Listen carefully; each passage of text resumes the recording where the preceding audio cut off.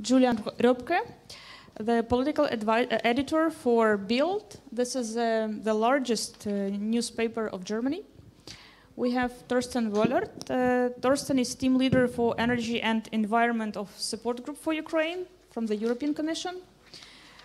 We have Denis, researcher, Institute for Politikwissenschaft, Justus Liebig, Liebig Universität, Germany. We have Murman MARGVELASHVILI, director for World's Experience for Georgia. This is think tank, and director of Energy and Sustainability Institute in Ilia State University. So let me start. What I would propose is just to generally discuss different questions which I will ask.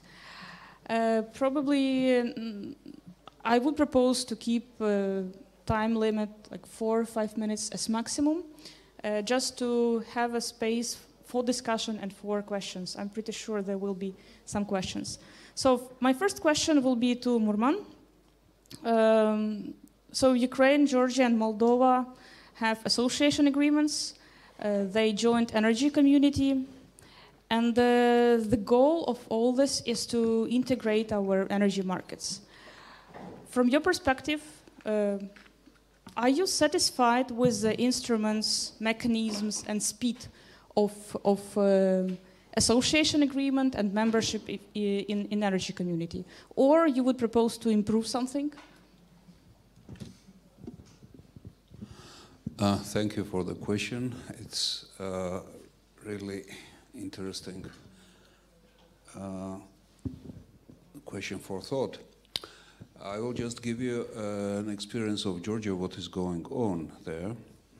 Right now, well, obviously, association agreement and membership in energy community has resulted in Georgia's obligation to harmonize with European energy acquis. And right now, we have 5 legislation, basic documents, primary legislation laws in the parliament. After a long process of internal stalled, slow discussion and work by Energy Community Secretariat, who is working also in Moldova and who is working also in Ukraine. Energy Community Secretariat has done a great work in preparing the drafts, trying to communicate and arranging stakeholder consultations, both in Georgia, in Vienna, in different places. But honestly speaking, still the result is not there. And the result is not there because the reform is not only writing the legislation and putting it into the parliament. It is to a great extent growing the capacity and finding interested groups who would support this reform and not take it as an obligation under the association agreement, which is pretty often mentioned if you are looking at television or in the public discussions. We have these obligations, but it is an opportunity, and it is an opportunity to grow. It is an opportunity to reform, to develop, to introduce new processes, new professions, and actually it is the way for growth of the society. And if there is no driving force sufficient enough, then only external efforts will not really work. So I don't know how it is possible from the outside to stimulate those things. There were efforts of consultants to explain and so on, but we need probably more active internal work, and probably from the civil society. We need to activate civil society in a way that I know in Ukraine it is very active, so it's kind of providing internal drive. We are basically lacking that in Georgia, and as a result, we have these 5 pieces of legislation with very little chance of being timely approved, timely enacted and implemented afterwards. So I do not have the magic, the silver bullet for this. Actually, it should be internal drive of the society.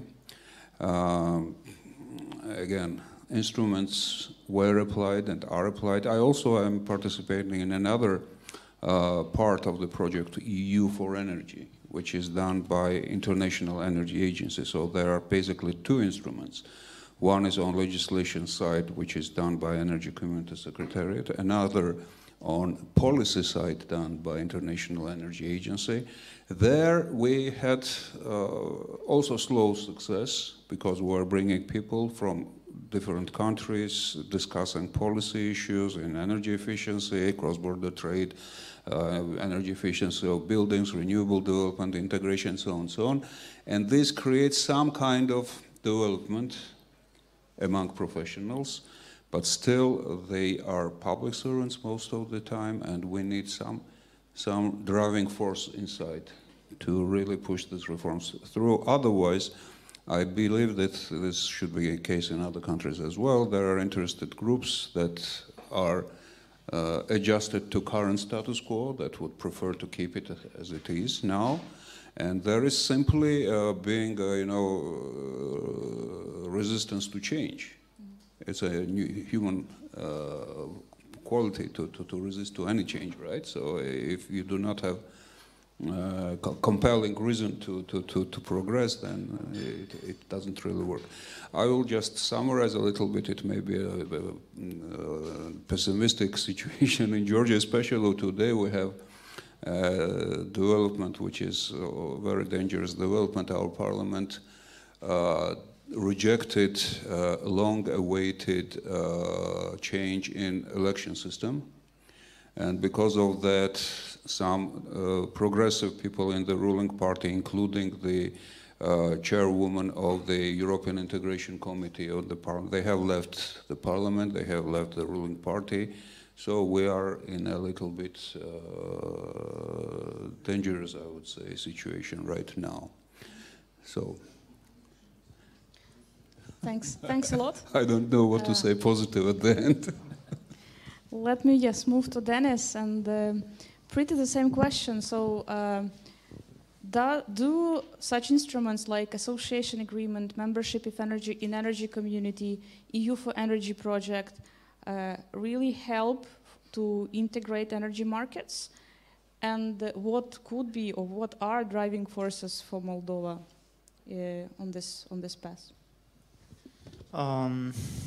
It's a very challenging question because it's you need to scan like the entire sector in order to answer to the question. But I will try to put it in a nutshell.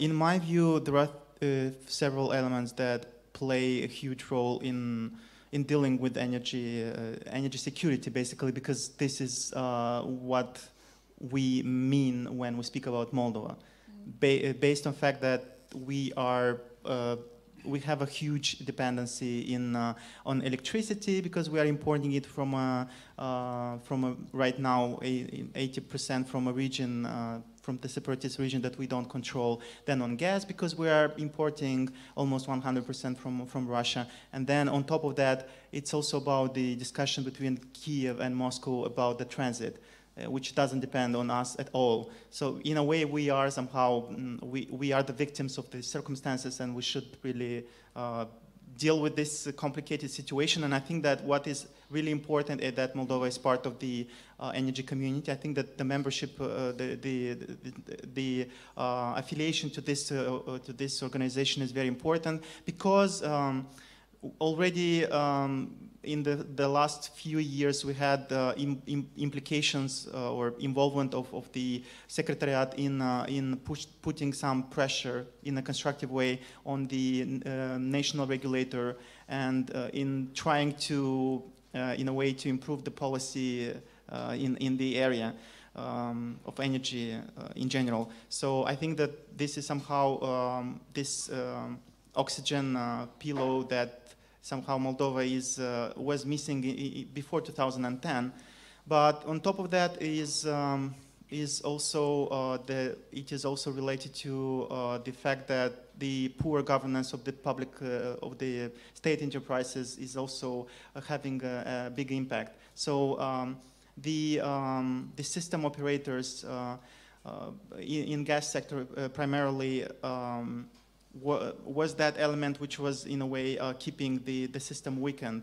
And now when we had a different government, today we have another one, by the way, so it's changes everywhere. So in Eastern Partnership, most advanced countries.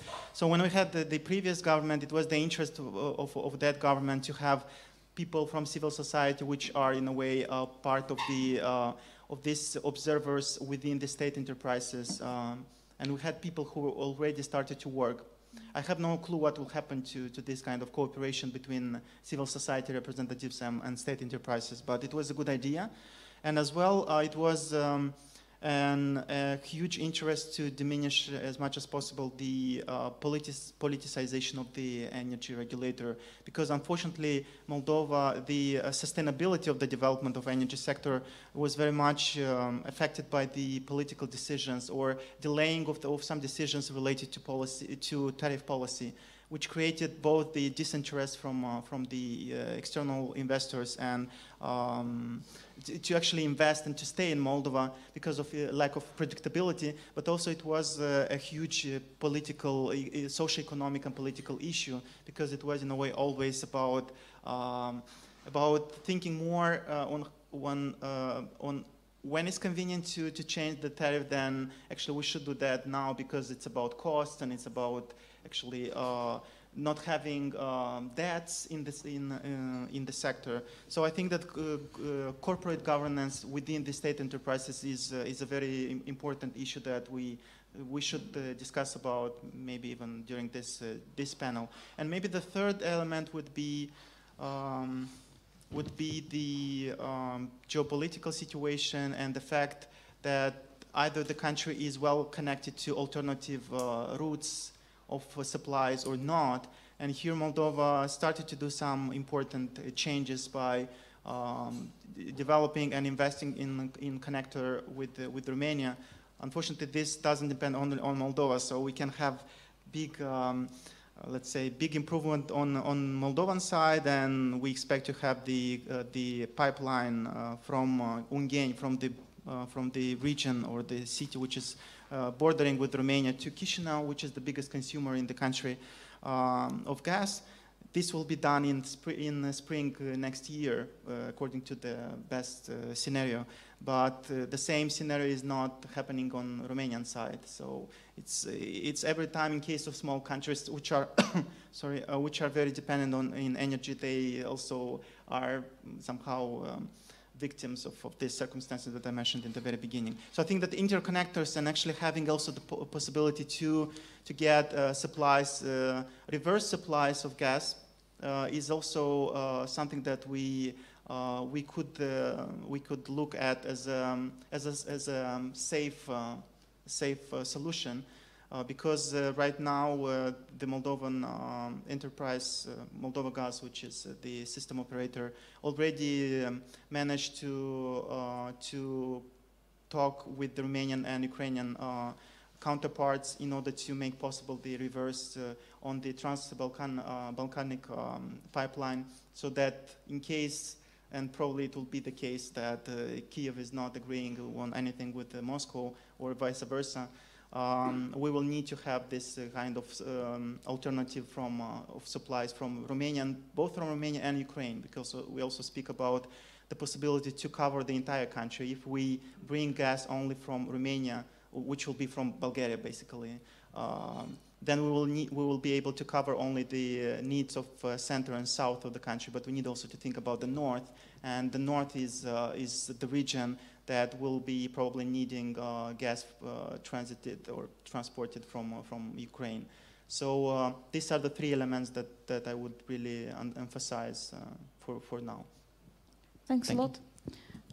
Now let me move to Torsten. So Ukraine in July ratified changes to the annex to association agreement on energy issues. Does it mean that we are very good in implementation of association agreement in energy sector? And if yes, what this changes to the annex, what this additional agreements between Ukraine and the EU will mean for energy security? Thank you, Olena. Maybe before we get into this, I just wanted to give my 50 cents on the topic, you know, energy community, association agreement, does it help energy security? And I fully agree that only having laws adopted doesn't, I mean, it's a condition, but it's not sufficient. And we see it. Case of Moldova is very interesting. I think Moldova, in terms of statistics, in adopting laws, is way better than Ukraine. But in terms of energy security, we just heard it, it's a disaster. I mean, when we started 5 years ago, I came in winter 2014-15. Was the big talk of the town was, what will happen in the winter? You know, will we all freeze? Will we have blackouts? And do we have enough gas in the storages? And Ukraine has adopted less laws than Moldova, but I mean, we are in November and nobody talks about it. So, you know, something has happened. And the laws are a condition, but they are not sufficient. And the big question in Moldova is not the pipelines. The big question is the control of the pipelines. Because you can agree whatever you want, but Moldova gas is controlled by Gazprom. And if Gazprom does not want to have things happen, they can use this position. And what Moldova should do is not just say, well, we will follow the association agreement or the energy community, etc. You should adopt measures to increase your own energy security, very much as Ukraine is now trying to do, with a lot of pain. I mean, we have seen it all. The unbundling of Naftogaz is a long, difficult story. We are in the final stretches, at least we all hope so. But once it's done, it has an effect. Moldova gas is not unbundled. There are some sort of proposals to have some sort of soft solution. But sorry, for energy security, you don't have soft solutions. You have security or you don't have it. And if you are relying on a foreign-controlled company for your energy security, it means you are not autonomous in your energy supplies. So what Moldova would need is the solution that Ukraine has chosen after long, difficult debates: ownership unbundling. The TSO, so the transmission system operator, is not Moldova Gas, somebody else, a state-owned company, like in Ukraine. And then, on this basis, you can conclude agreements between TSO and TSO. You can conclude agreements between the new Moldova TSO, however you want to call it, and the Ukrainian TSO. The gas is there. I mean, Ukraine has a lot of gas for this winter. They could supply Moldova as well, at least the northern part, down to Chisinau. But you need an agreement, a so-called interconnection agreement between the TSOs. And unfortunately, Serhii MAKOHON is not with us, but he can confirm that Ukraine is ready to sign such an interconnection agreement. Moldova Gas is not. And it should not be Moldova Gas. It should be a TSO, an unbundled, separate TSO. Only this gives you security. So far about, of course, you need to have the laws, but it's not sufficient. And because we all have limited capacity, I would rather opt for having, let's say, priority laws adopted and implementing them properly, really like we do now, discussing ownership, unbundling, all the nitty-gritty, all the complicated things, instead of adopting another law and another law and another law, and, you know, to tick the boxes and fill the statistics. And what we see that in the annex, you mentioned in the association agreement, because I don't know how far you are familiar with all the details of the association agreement and the energy community. So 85–90% is more or less the same. There are some parts which are in the association agreement between Ukraine and the EU, which are not in the energy community. For instance, the whole nuclear questions, because that is not for the whole energy community, so it's not in the energy community. But of course, in the bilateral agreement, it is with Ukraine. But the annex has been updated and still under the previous government, and now it is being put into motion by the new government, which is very good, in certain areas where we have achieved progress, and you can see it. What are the new elements? For instance, we had, in the previous version, we had, well, Ukraine and will also adopt legislation to create a gas market, the gas directive, as it's called in Brussels.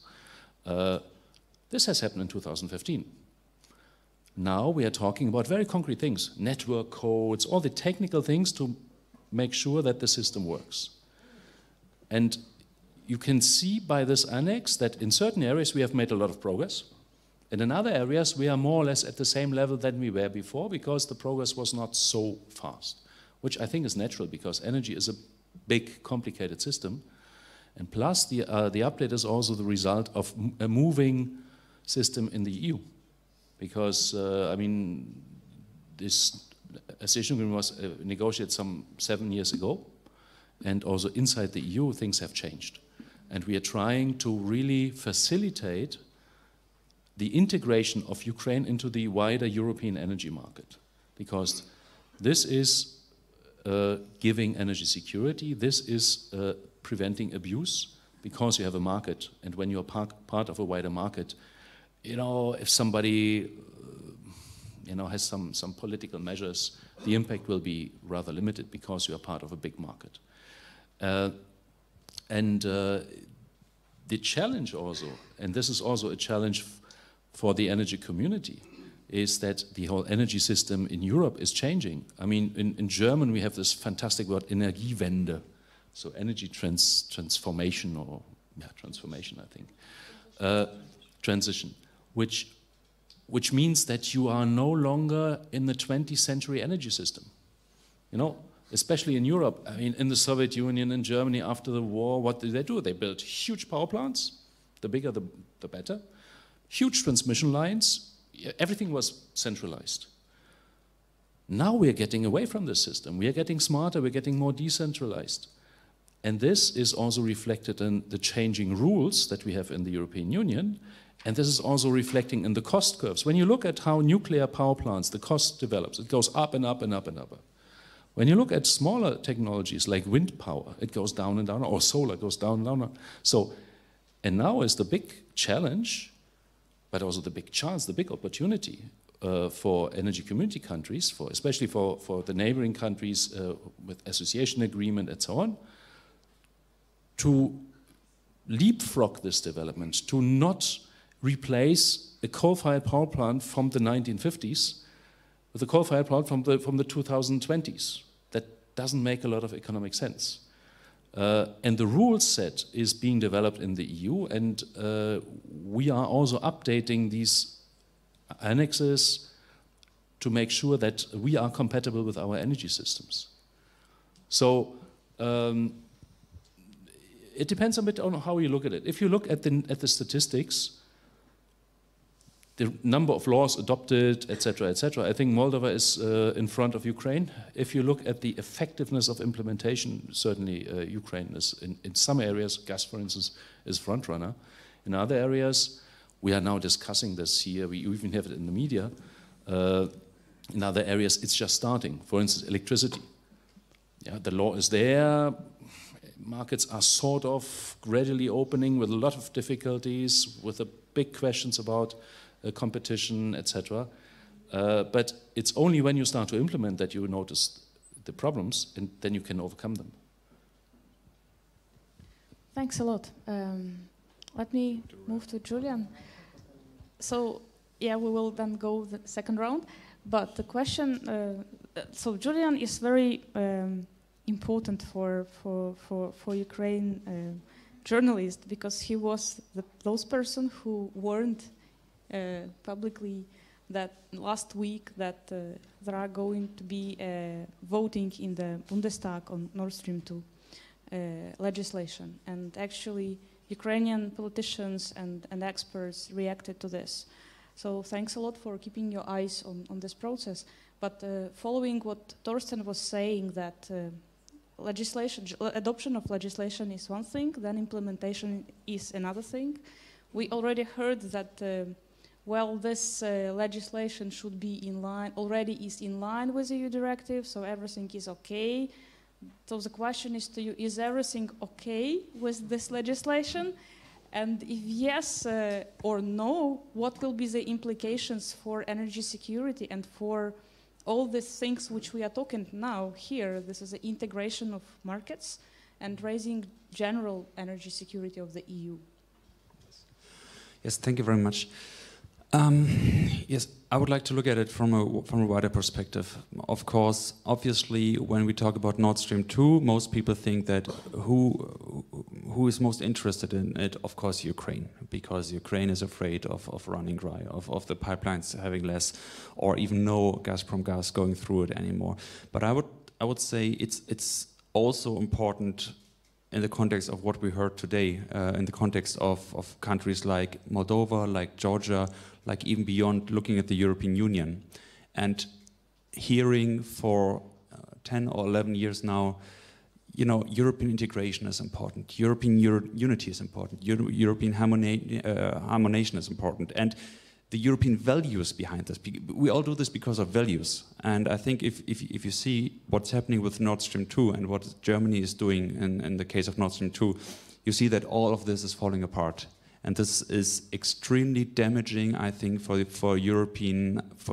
European idea itself, not only for the integration of energy markets. Also, technically, yes, but more ideally or ideologically, even if you want to, it's damaging from far above.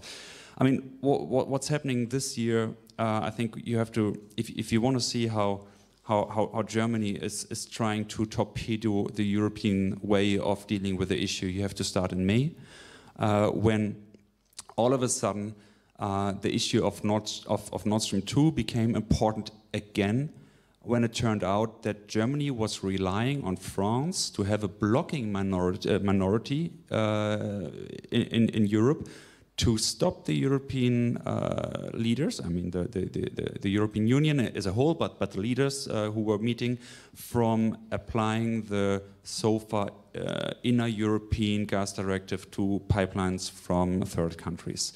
And this is really important, and this is what shocked many European diplomats who I was talking to. They said, we just couldn't imagine this. We couldn't imagine that they really said, no, we don't want this.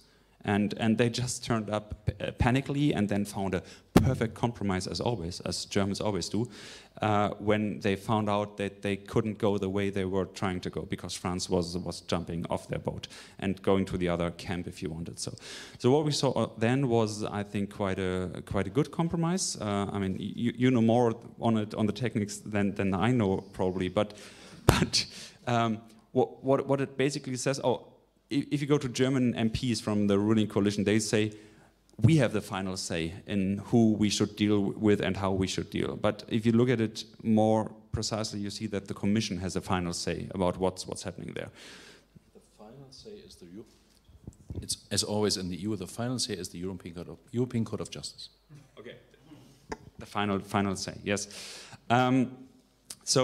So what happened then 4 months later was the German Bundestag, the German coalition, adopting a German law, because this was mandatory to them, obligatory to every member state to turn this regulation into national law. And this law looked, from what German MPs thought, quite good. And the German government not only brought in the law and said we will decide on it in late October, but they also promised the opposition that this is the final law. You can rely on us, this is the law, so you don't have to criticize it at all. Look at it, it's a good law.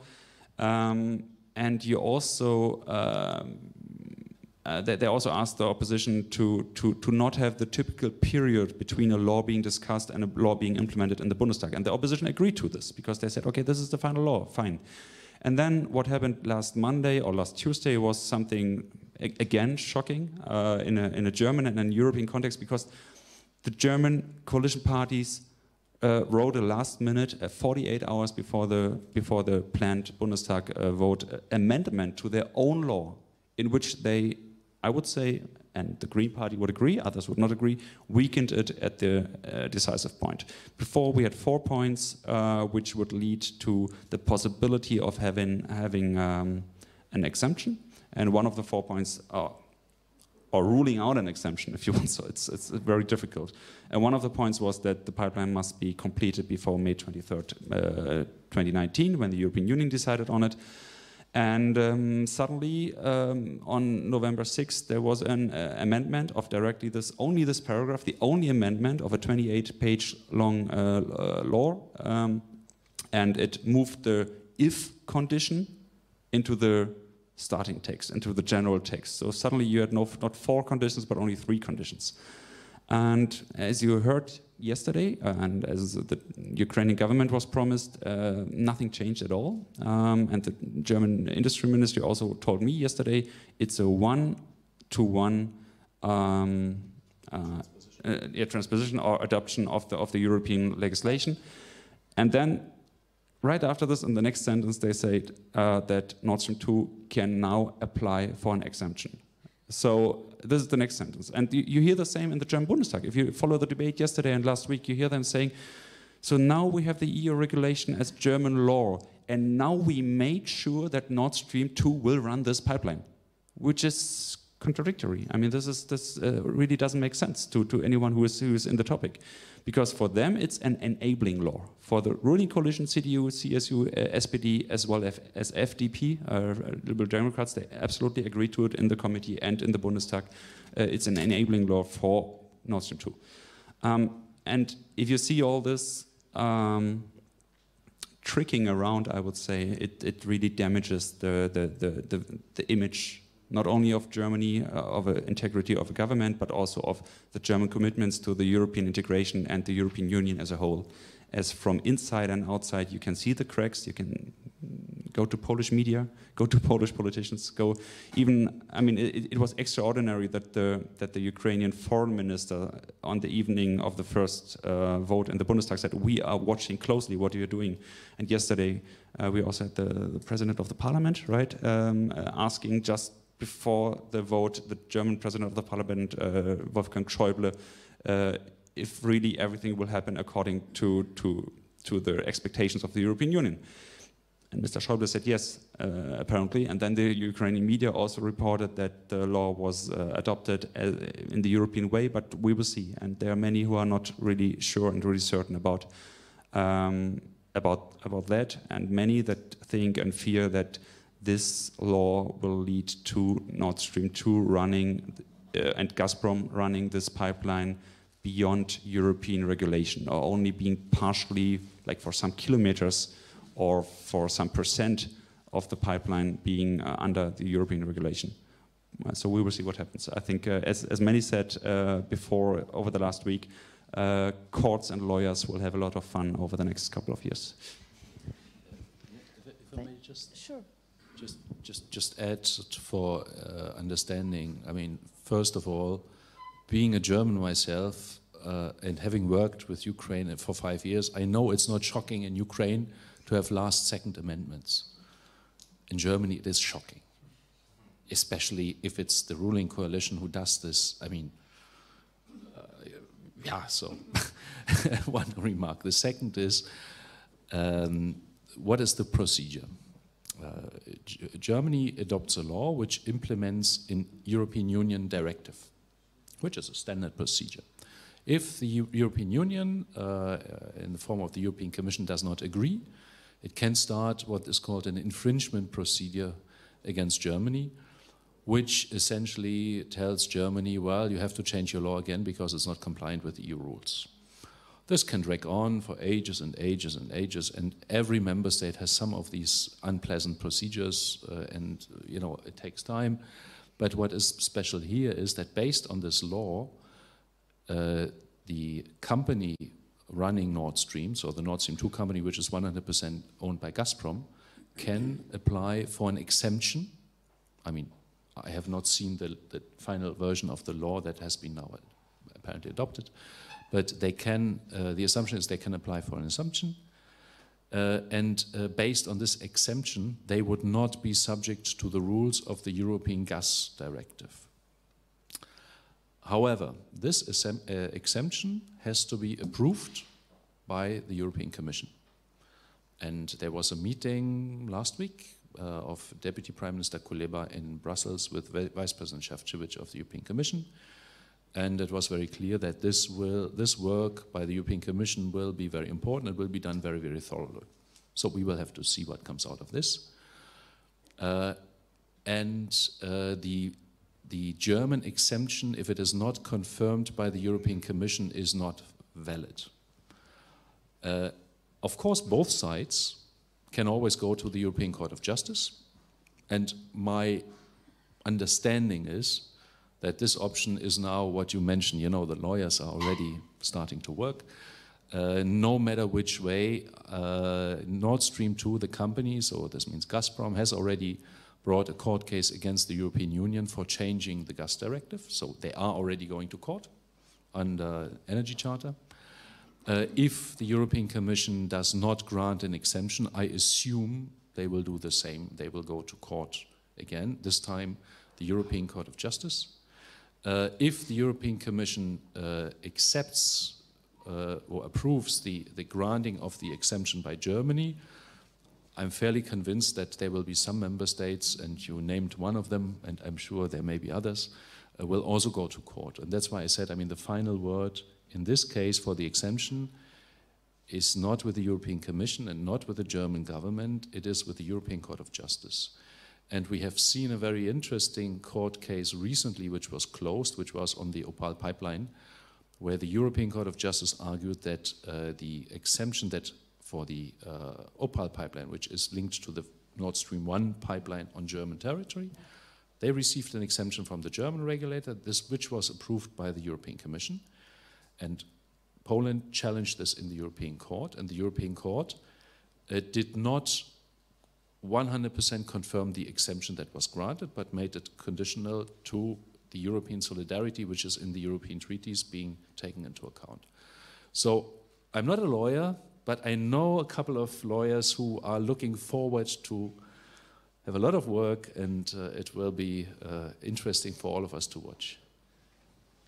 Thanks a lot. Actually, you raised really very important issues of principles of solidarity, which already Court of Justice based on when it made its decision on Opal. And let me start the second round of statements asking for one question is, so then how we should build this solidarity inside the EU and between the EU and Eastern Partnership countries using existing instruments, or maybe some new instruments should be developed. So how to enhance this solidarity principles and to make all partners follow these principles?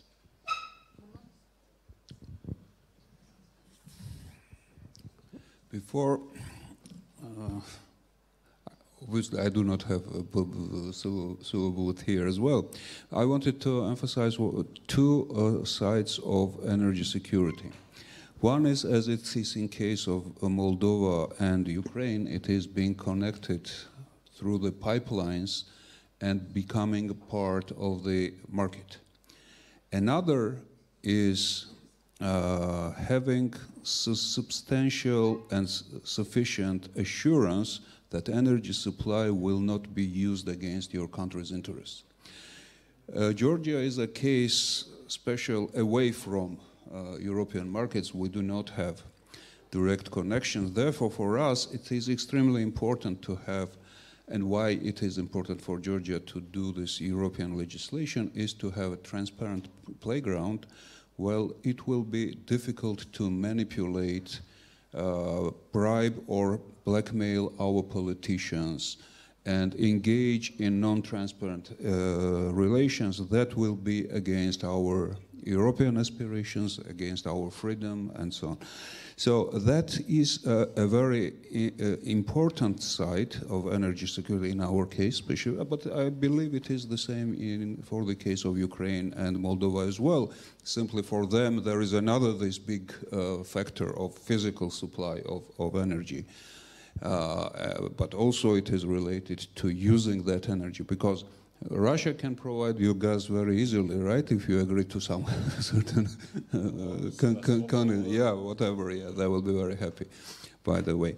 So it is extremely important to keep that side in mind. And I want you to imagine how I, as a professor giving lectures in the university and explaining what is energy union. I'm telling that it is 5 pillars, it includes solidarity and trust, talking in one voice and things like that, and at the same time I have to, at the next lecture, explain the situation with the Nord Stream 2 and how this talking in one voice. So what I want to emphasize that this kind of action affects not only directly Ukraine and Moldova, but it affects the whole European Union. Actually, there was a Deutsche Welle journalist once came to, surprisingly to me, and exactly this is what I said. You created this union based on values, now you are undermining it. So, and that has a direct consequences, because once you are trying to push through the reforms that we were talking about, to keep the country, which is very diverse group of stakeholders, you know, and it is always a balance inside. So you, with minor attempt, you can shift in one direction or the other direction. So in this situation, having a clear not guidance, but example of values and consistency with what is said and what is done, that is extremely important for the whole process of association with the European Union, and it is very important in this aspect as well for our countries. So that is what I want. I actually would like to start with some clarifications with regard to Moldova. I mean, I am in the front line of criticizing not only security issues in Moldova, but I would like to explain several things related to what is going on with unbundling. It is taking place. We have a transport operator which was legally unbundled from Moldova Gas during the implementation of the package 2, energy package 2. Now we are implementing, and we have still a few, actually 2 months until the end of this year to implement the unbundling for gas sector. The problem is that you're right, it's about the interest of Moldova Gas or interest of Gazprom. In the beginning of this year, few solutions were proposed by the Moldova Gas, because this is the condition that the operator is coming up with one of the solutions that it selects for itself in order to comply with the third energy package. According to Moldovan experiences like that, we know that there are different experiences. German experience with Nord Stream 2, Moldovan experience with unbundling in the gas sector, so we have exemptions and special cases. So they came up with the 2 solutions in 4 months. These solutions were, the national regulator told to Moldova Gas that they should choose only one. And so we had the interesting discussion and intervention again from the Secretariat. And right now we speak about the unbundling, which should end with the independent transport operator. And this should happen until the end of this year, which like positively... Who will own this operator? Right now, like speaking about legally they are different. We speak about 2 different operators, but the Moldova-Transgaz is founded by Moldova Gas. So it has some connection, there is a connection between two of them. So it will be owned by the same owner as Moldova Gas? Basically, yes, it is not ownership unbundling. But this is the solution that can be achieved. So this is the only solution. Moldovan case is very specific because we have on our back, we have the separatist region. And this separatist region is basically not only creating a huge debt for Moldova, which is about 6.5 billion of euro, but is also very important from the structural point of view. So you should keep the power plant in Kuchurgan which is actually the one that is using gas and producing from gas, from Russian gas, producing electricity that is sending to Moldova. So you should keep this power plant in the connection with the entire system because it has a structural meaning. And you'll talk to any expert, and including in Secretariat of Energy Community, they know about that. So therefore, they try to be very, in a way, like inventive and creative on how to deal with all these leverages of dependence that Moldova has. So this is what I would like to say in clarifying what you mentioned. With regard to the question that you asked, I already forgot. The question was about solidarity. About solidarity. I think that Moldova is very much looking for solidarity from a Romanian side. I think that this is a very important player especially in gas sector for Moldova. That is why in 2018 the government just decided to sell the operator responsible for the pipeline Ungheni-Chișinău, which was the first segment of the bigger pipeline that would connect us with the gas pool from Romania. So they sold it in a very quick way to Romanian Transgaz, which is state-owned or state-related company in Romania. So basically, this is the solidarity that we see. Okay. Which is closer to our neighbor, but also I think that European Union and the fact that European Union is giving through banks, EBRD and the European Bank, money for electricity interconnection with Romania again. I think that we have this like sense of solidarity as well with the EU.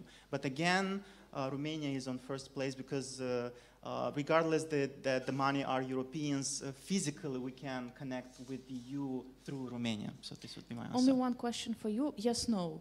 In case of gas interruption through Ukraine in winter, in January 1st, let's say for several months, for 3 months, let's say, will Moldova survive?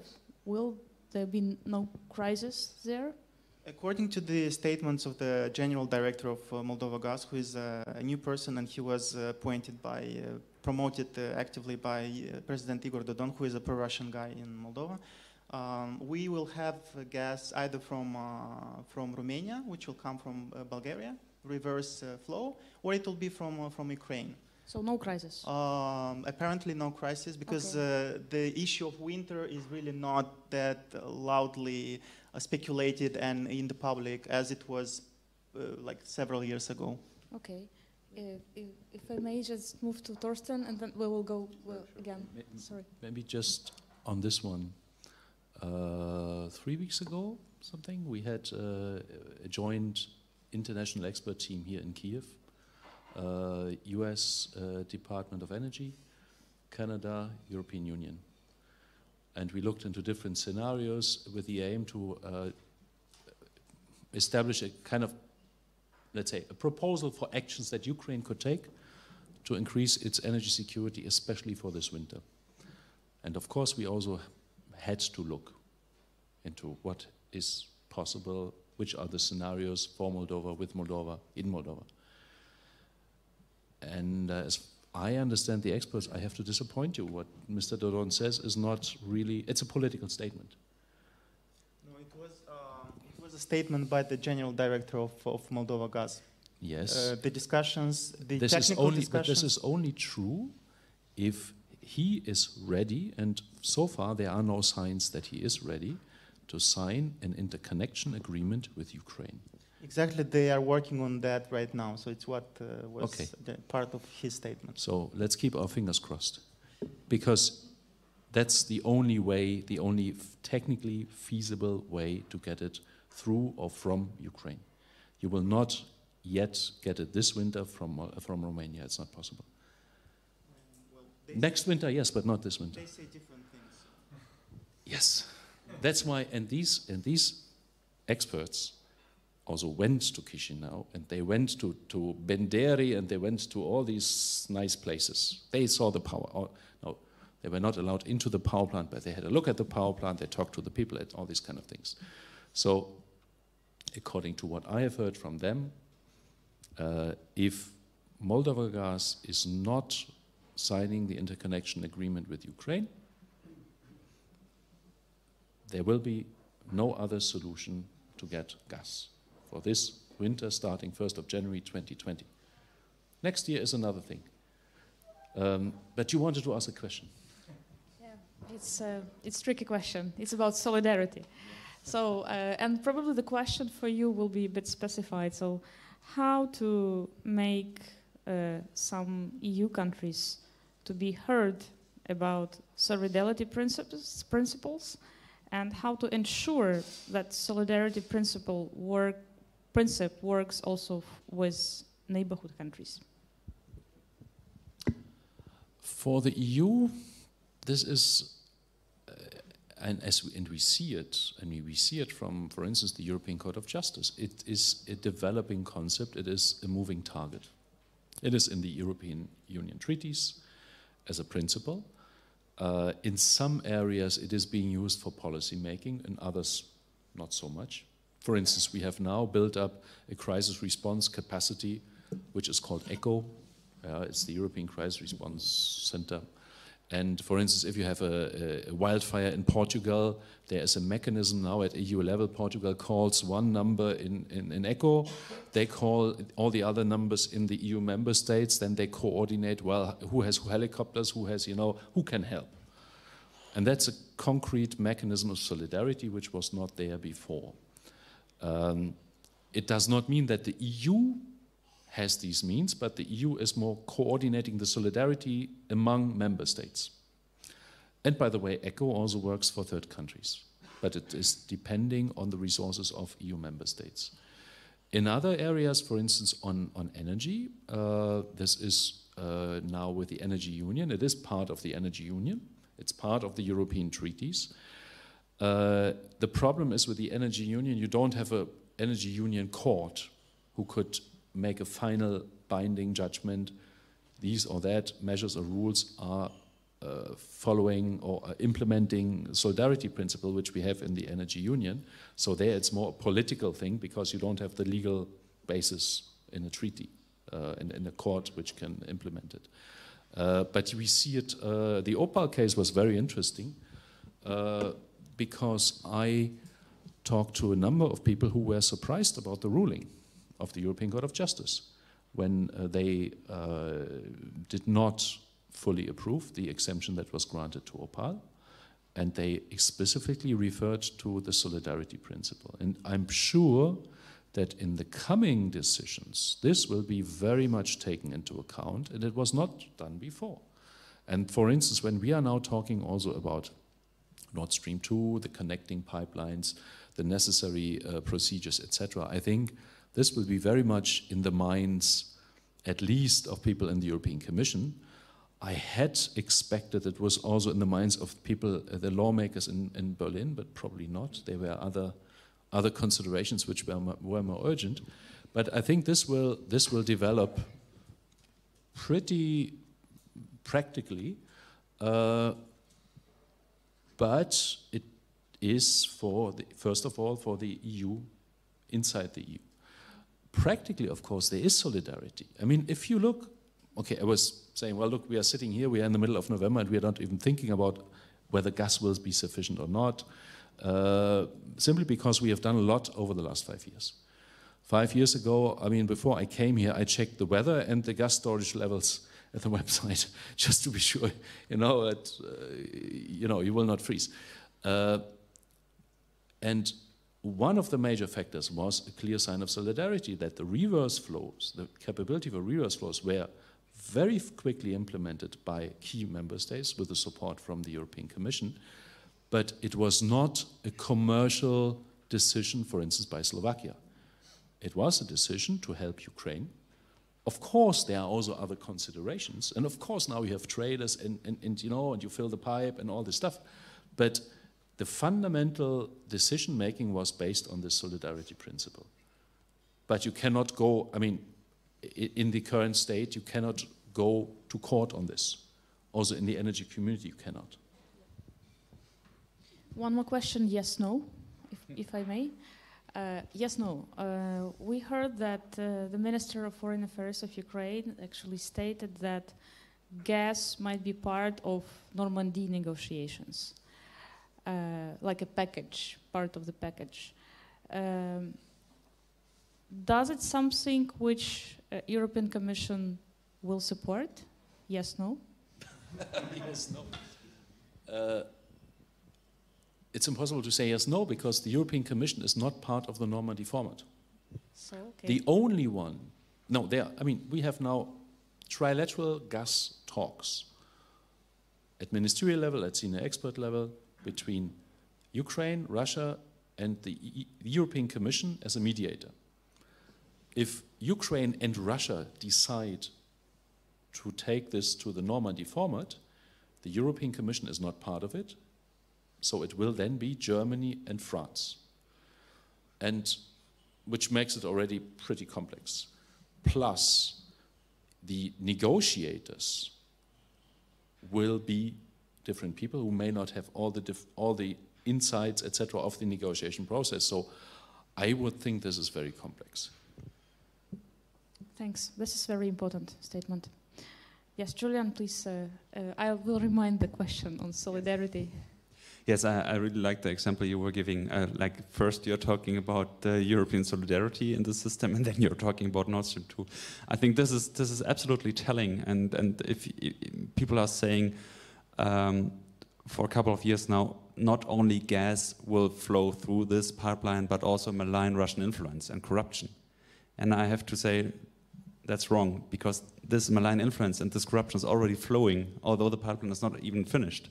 And this is so interesting. Like, if you see at the history of Nord Stream 2, when it comes to Germany, it's a history of lies. It's in 2015, they started the process of negotiating the pipeline, and they said it's for 2 years. They said it's a private business, purely economic, purely private business project. Under some German lawmakers and some German journalists showed them, just between 2015 and 2017, you had 62 meetings as the German government with Gazprom officials and officials from Nord Stream 2 and from Gazprom and from the Russian government. So how can this be private when you are leading the process? You are doing all the framework for the project, and not Wintershall and not Uniper and not OMV. They're doing something else, but you are doing the main business with them. So they said, fine, it's not a private project, it has political aspects. Merkel said this, political aspects. And she only talks about Ukraine and not about Germany, by the way, when she says political aspects. Then they said, yes, but it's so important for the German gas supply. They said this for 1 year, and in 2017-18 they said, German gas, we need this pipeline. They had lots of studies, all of them paid by Gazprom, saying we need more gas in Germany over the next couple of years. Until the Deutsche Institut für Wirtschaft said, no, that's not true. That's a very important institute in Berlin. It's 60% government funded. It has no reason to lie. And it said gas supply, because of all the new techniques and so on, will be constant or even go down in Germany. So then they said it's for German supply, and we said, look at EUGAL, look at the pipeline leading from Nord Stream 2, the second Opal, if you want so.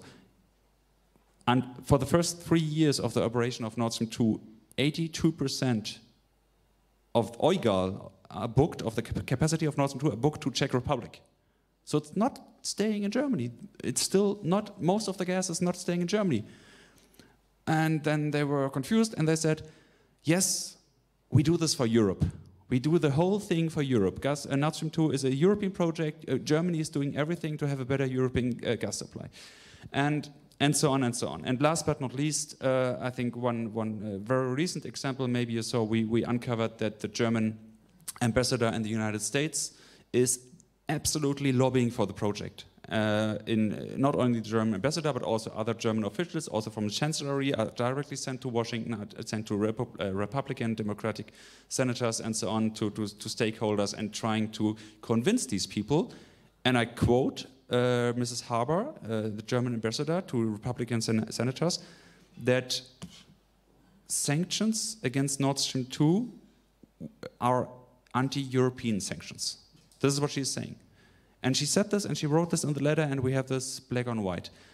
In June this year, maybe you know the EU Stratcom East, they are looking for fake news in the Russian media landscape. And they identified in Россия 24 in a show a fake news saying the Americans want to apply sanctions against Nord Stream 2 because they want to destroy the European Union because it is an economic competitor. So something pushed as an official government line by the German government behind closed doors is identified as fake news by the Russian state media. And if you see what's going on there, if you see these very, very close connections, if you see what happened last week during the committee session, that in the beginning of the committee at 9 o'clock they said, we take the law off the discussions, so it will not be implemented this week because we are not legally secure. It's not legally safe. They said this in the beginning at 9 o'clock. Then people were writing me from the committee, yes, you did something with the article, or they came to their senses. 3 hours later, 3 hours in which the German special representative for the gas stream through Ukraine, the new representative, was sitting with Alexei Miller in St. Petersburg. They were sitting the whole time there while the committee was doing something in Berlin. 3 hours later, they pulled the law back into committee and said, we will vote on it today. And the opposition asked why, and they said, because it's legally safe now. And they asked, how could this be legally safe within 3 hours? Why you said in the morning it's not legally safe? And they had no explanation. So no one knows what triggered them and what pressured them, but everyone is sure that there was intense pressure coming to this committee, coming to the German Energy and Industry Committee from outside. No one knows from which side, but I just say, coincidentally, someone from the German government was talking to Gazprom the whole time, during the whole committee session. So if you see all this, you lose all trust in what's going on there, can be legally safe and can be also from moral point of view safe. So that's why I think yes, solidarity is good and should be implemented and practiced every day in Europe. But I think when it comes to Nord Stream 2, it's a perfect example that also something else is possible. And when it comes to interests of certain member states, in this case Germany, it seems like European solidarity becomes a secondary of secondary importance. And one more question, yes, no, if I may. Do you think there are chances to stop operation of Nord Stream 2? I will not ask building, but operation of Nord Stream 2? I think Nord Stream 2 will become operational. This is 100% sure. The question is when. If the German government is successful in lobbying the Senate that there will be no sanctions against it until the end of December, it will probably be fully operational in autumn next year. Under which conditions we will see. If 50% capacity, 75% capacity, 100% capacity, and lawyers are having fun, or courts are having fun, or if this is not the case, if there will be any sort of sanctions, I heard that it will be at least 5 years until the pipeline, the last, I don't know, 70 kilometers will be built near Bornholm of Denmark, and the pipeline will become operational. But it will become operational 100%. We will see who operates it, if it's Gazprom or someone else. Thanks a lot. We have, probably I will open the floor for the questions. Yes, Michael Emerson, please.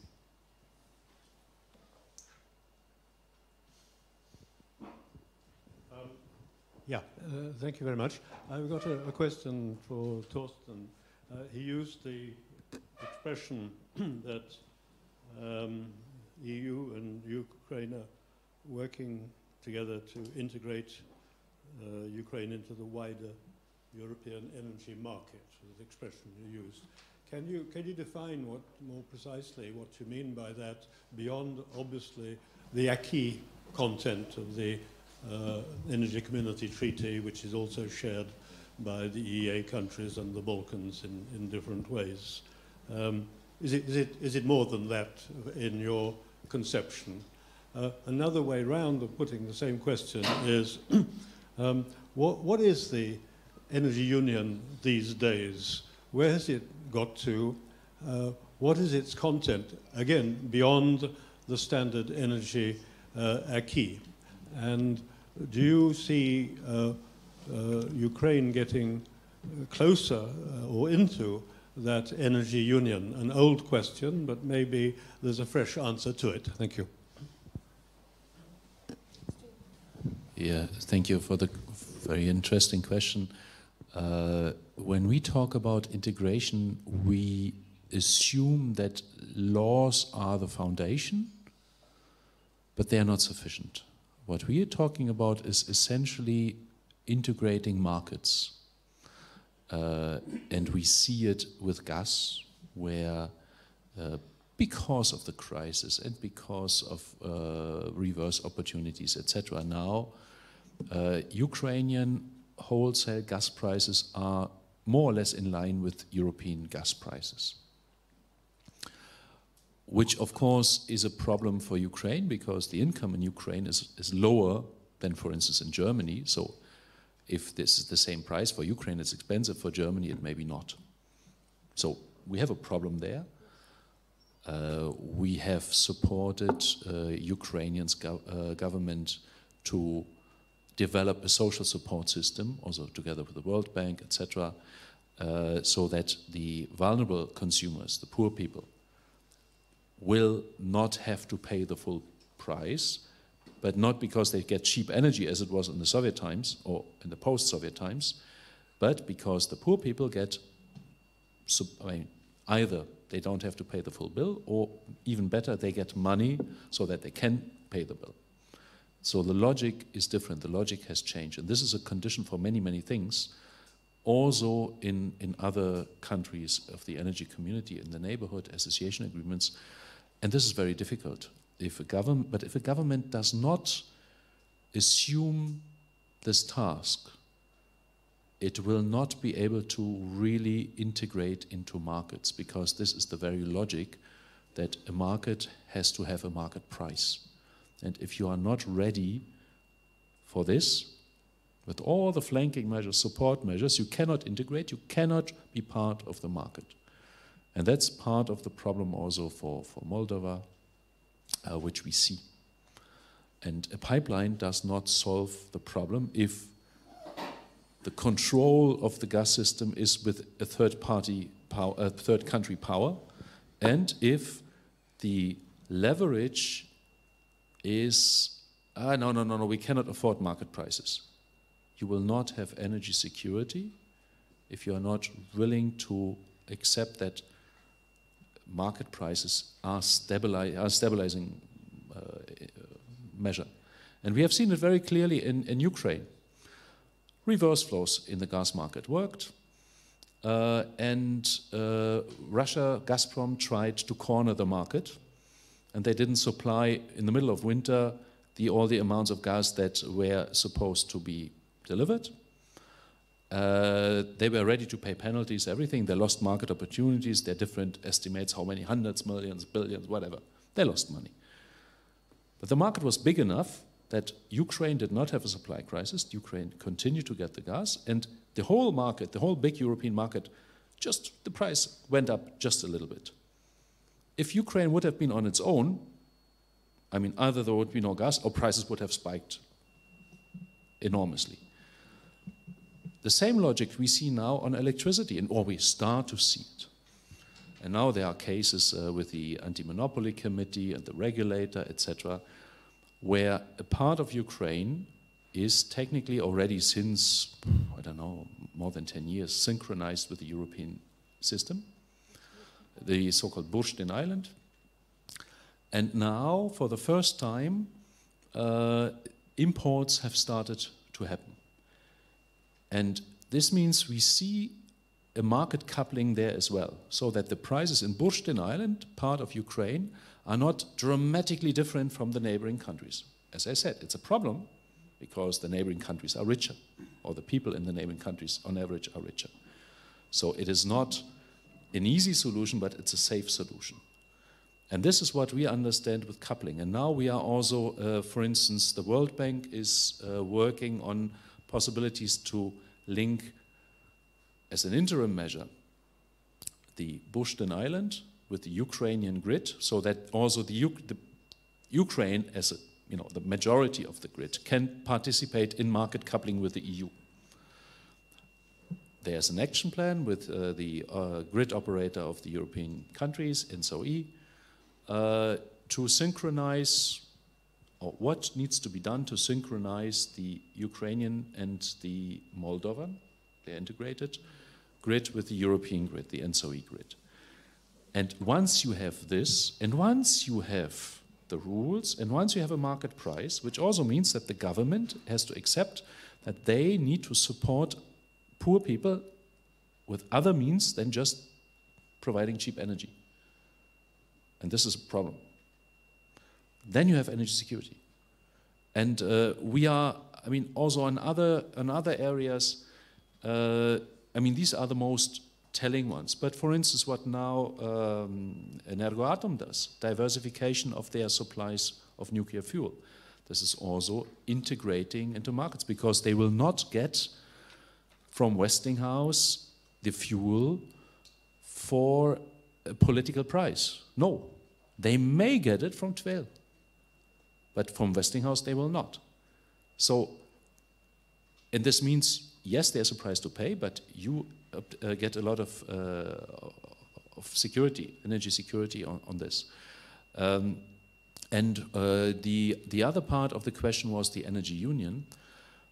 We have, since 2016, a memorandum of understanding on a strategic energy partnership between Ukraine and the EU, which is in addition to the energy community, which is in addition to the association agreement, which is essentially the operational tool to have Ukrainian participation in the energy union. It is fully modeled according to the European Union architecture. You have solidarity, you have energy security, you have markets, innovation, energy efficiency. I think this, more or less this. And we have a concrete mechanism to jointly agree on actions, to implement them, to fund them, to bring Ukraine to the energy union, to the wider European energy market.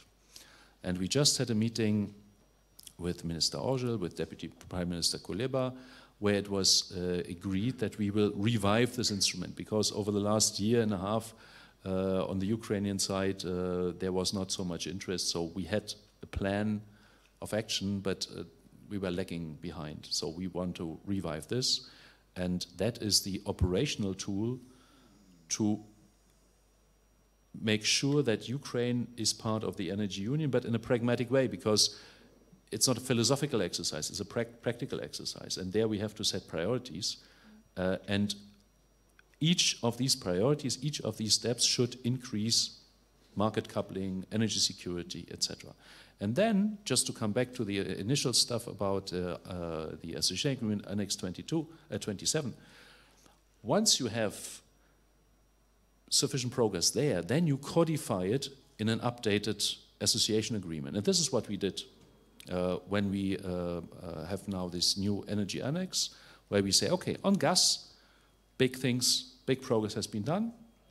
Now we can codify it. Now we can agree, okay, the network codes are the same, so all the implementation measures are the same, and they are now codified in an international agreement, so we provide stability to the market participants. They can rely on, yes, we will have the same network codes, yes, we can trade, yes, we can make business. And this goes beyond the association agreement, and it also goes beyond the Energy Community Treaty, which are the foundations. They are absolutely vital and necessary, and it's really good that we do this. But in our experience of 5 years working on this now with Ukraine, this is the foundation, but you need more to really make it work. Thanks. Thanks a lot. Any other questions? One more question, and yes, and I think just 1 minute, one short question. Yes.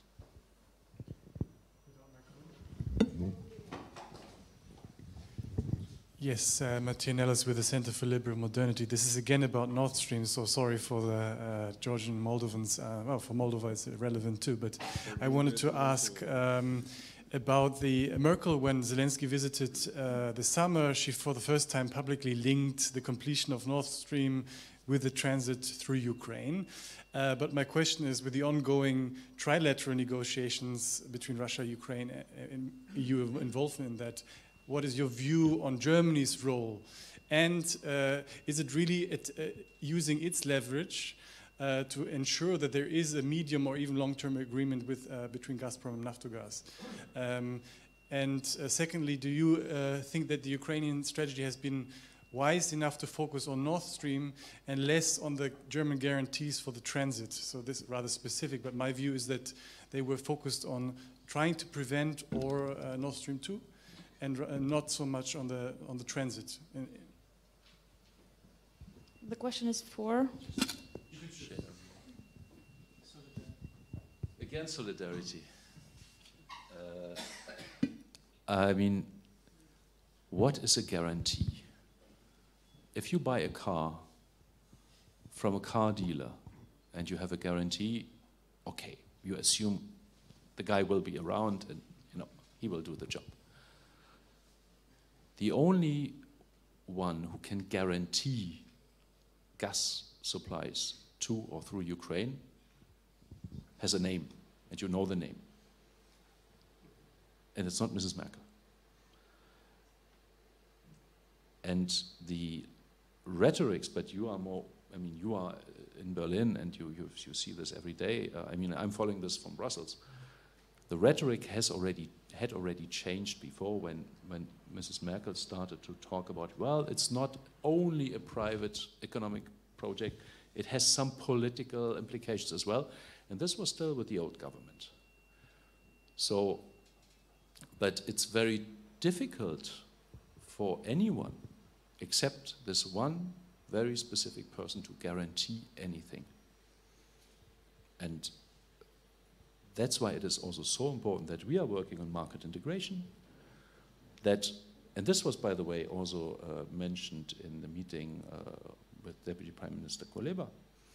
And I'm under strict control here in this room, so people were in the meeting, that it is important that Ukraine is building up its own domestic gas industry, gas production, and is not counting for the next 20 years to be dependent on income from gas transit.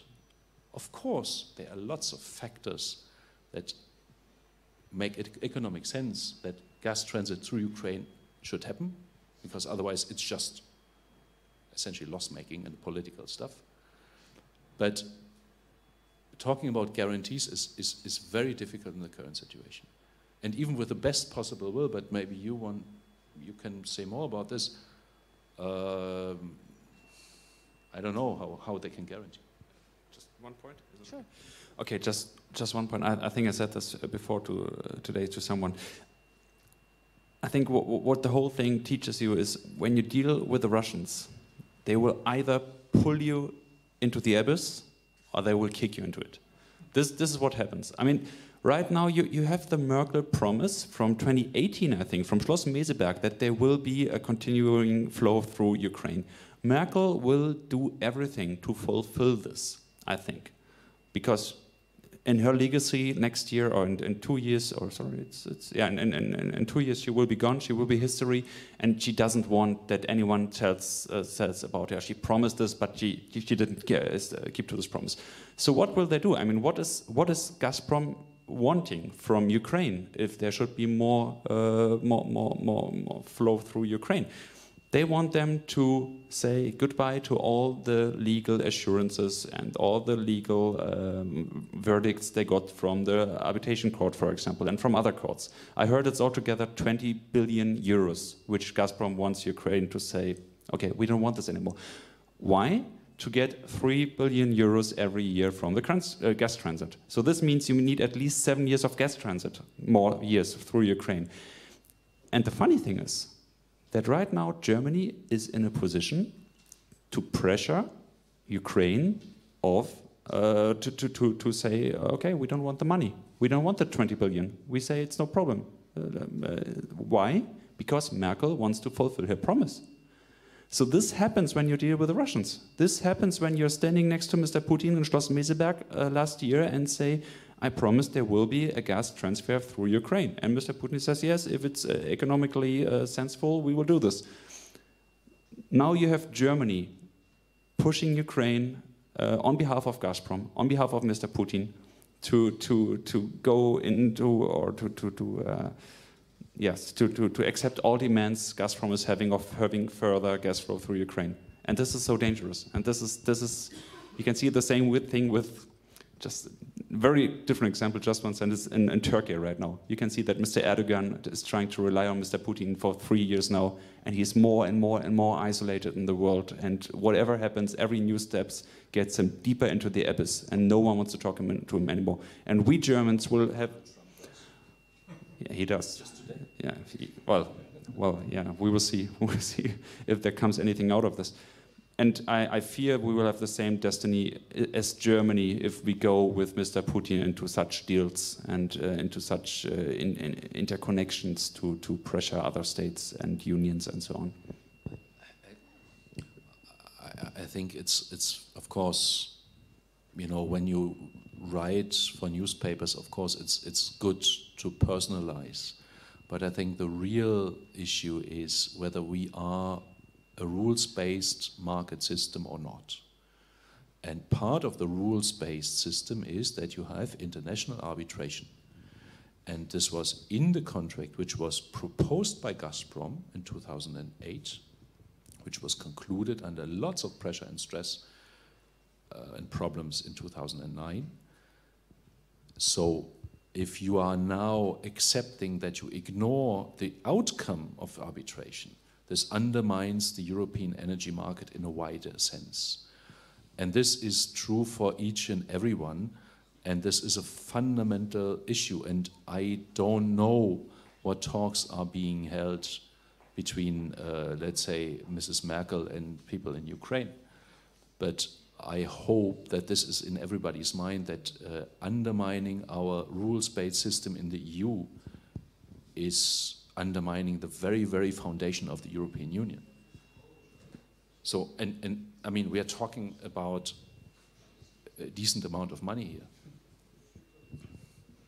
Just to add that actually we did have a case when Gazprom violated arbitrage. So I think it was March 2017, yes, when there was an interruption of gas supply because Naftogaz expected up to 2 billion cubic meters of gas as a result of Stockholm arbitrage, and Gazprom just didn't supply it, just ignored the decision. The question is, what could be the guarantees? I mean, if even decision of the arbitration is not fulfilled. Sorry, it's... But because we're getting very negative now. I mean, all these questions are now on the table. They are being discussed in the trilateral gas talks. And there is an agreement that these aspects need to be looked into, and there needs to be an agreement on all of them. And we are in the process. And we will have to see. We had a number of meetings at ministerial level, at senior officials level, and we don't have to wait for a very long time because we are already mid-November and the contract ends end of December. I would not be too pessimistic or too optimistic. The good thing is that Ukraine is prepared, and this is the most important thing.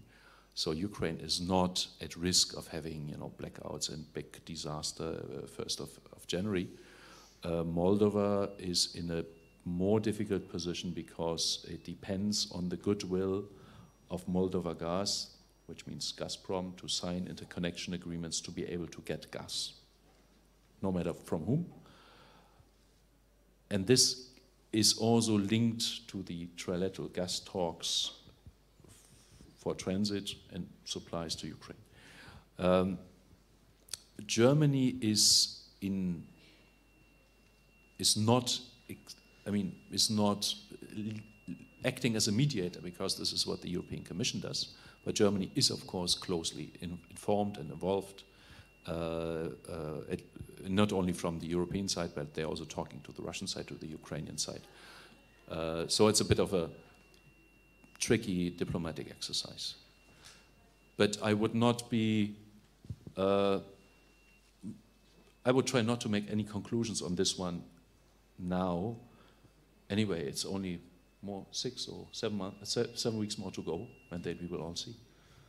Okay, with actually no conclusions, but just expectations, and hopefully positive expectations and positive results. Let me finish now our discussion, and let me thanks to our great speakers, because I think the discussion was really quite fruitful, and we discussed really substantial things. Thanks a lot to all of you. And we will be happy, we will expect that our cooperation with an association agreement, energy community with the EU will be rule-based, based on the principles of solidarity, will increase capacity of all of us, and we will have final result as a common energy, gas and electricity markets. Okay. Just one thing which I think is important, because we started, but then we went to Nord Stream, and then you can discuss for months about Nord Stream. But I mean, it's a good case, you mentioned this at the beginning. You need support from civil society. You also need it from the expert community, and you also need it from businesses. And this is what made things move in Ukraine. The gas community, expert community, companies understood latest in 2014 that something has to change radically. Not all of them, but let's say important players. And that led to progress. We are now hopeful that in electricity you have now more and more players who also come to this conclusion that this kind of old post-Soviet business model doesn't work anymore. And this is very important. And if you don't have this, consensus in the community, it's very difficult to move. And this consensus building may take time, and it may even prevent you from going very, very, very fast. But it's essential, because otherwise you come to a situation where, according to the tables of the Energy Community Secretariat, the front runner in implementation is, or in the approximation is Moldova, I think, from the 3 association countries. But when you look at energy security, when you look at the practical aspects, it's not a front runner.